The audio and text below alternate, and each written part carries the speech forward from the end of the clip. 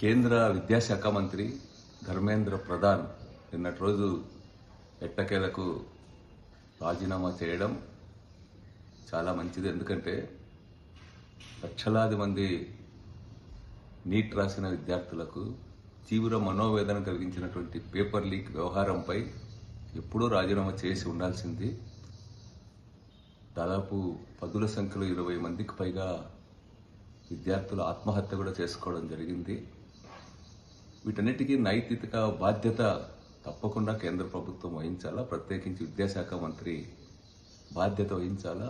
గత అనేక రోజులుగా విద్యార్థులు కాక్రోచ్ పార్టీ ఆధ్వర్యంలో డిమాండ్ చేస్తున్నారు విద్యాశాఖ మంత్రి రాజీనామా చేయాలనేటువంటి. అది చాలా న్యాయబద్ధమైనటువంటి డిమాండ్.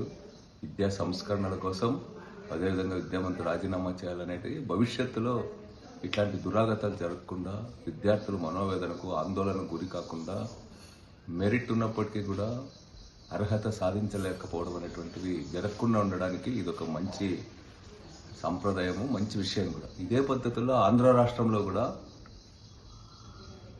లోకేష్ డిఎస్సి నిర్వహించినటువంటి పద్ధతి లోకేష్ గారి ఆధ్వర్యంలో తీవ్రమైనటువంటి విమర్శలకు గురైంది.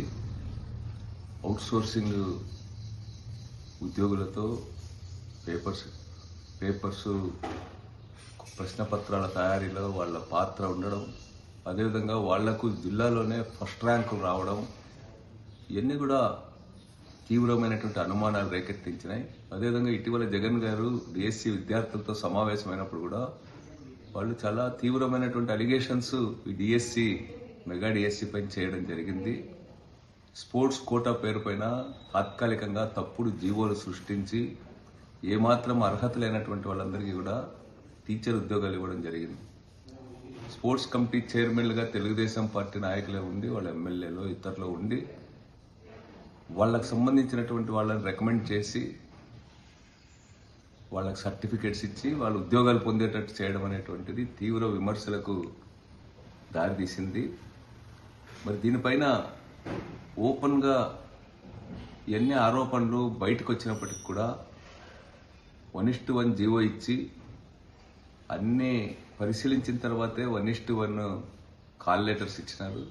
అందరితో ఇంటర్వ్యూలు చేశారు, అన్ని చట్టబద్ధంగా అన్ని కూడా చేశారు. తీరా కొంతమంది సెలెక్ట్ చేసినటువంటి లిస్టు నుంచి వాళ్ళ పేర్లు లేకుండా చేసినారు, వాళ్ళ యొక్క గొంతు నొక్కివేసినారు.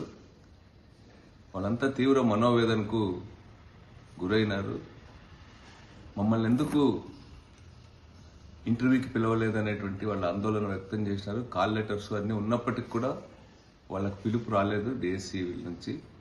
ఆ విధంగా డిఎస్సి అనేటువంటిది విద్యార్థుల భవిష్యత్తును తీర్చిదిద్దాల్సినటువంటి టీచర్స్ని ఎంపిక చేసేటువంటి పరీక్షల్లో ఇంత అక్రమాలు జరగడం అనేటువంటిది సమాజం పైన దుష్ప్రభావాన్ని చూపుతుంది.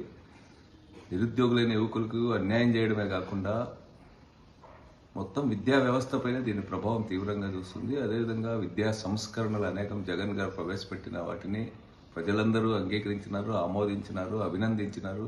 అట్లాంటి అనేక సంస్కరణలను కేవలం జగన్ పట్ల వ్యతిరేకతతో మార్పు చేసి విద్యా వ్యవస్థనే నిర్వీర్యం చేసినారు ఈరోజు. అందుకనే ఈరోజు ఈ పేపర్ లీకేజ్కి బాధ్యత వహించి అదే ఎన్డీఏలో భాగస్వామ్యమైనటువంటి తెలుగుదేశం పార్టీకి సంబంధించిన రాష్ట్ర విద్యాశాఖ మంత్రి లోకేష్ గారు కూడా రాజీనామా చేయడం సముచితంగా ఉంటుంది. ఈరోజు రాష్ట్ర వ్యాప్తంగా కూడా రాజీనామా చేయాలని నైతిక బాధ్యత వహించేటువంటి డిమాండ్స్ వస్తూ ఉన్నాయి. నిన్నటి రోజు రాష్ట్ర మాజీ ముఖ్యమంత్రి జగన్ గారు కూడా ఈ యొక్క డిఎస్సి పరీక్షల నిర్వహణపై నైతిక బాధ్యత వహిస్తూ లోకేష్ రాజీనామా చేయాలని డిమాండ్ చేయడం చాలా న్యాయమైనది. అందుకనే బాధ్యత వహించి ఈ అక్రమాలకు లోకేష్ గారు వెంటనే రాజీనామా చేయాలా, దీనిపైన అంతా కూడా సిబిఐ విచారణ కూడా జరపాలని కూడా నేను డిమాండ్ చేస్తాను. ఫాలో చేయొచ్చు కదండి ప్లీజ్. అందరికీ నమస్కారం. మీరు వీడియో చూస్తున్నారు కానీ సబ్స్క్రైబ్ చేసుకోవడం లేదు. దయచేసి సబ్స్క్రైబ్ చేసుకోండి, మాకు సపోర్ట్ చేయండి.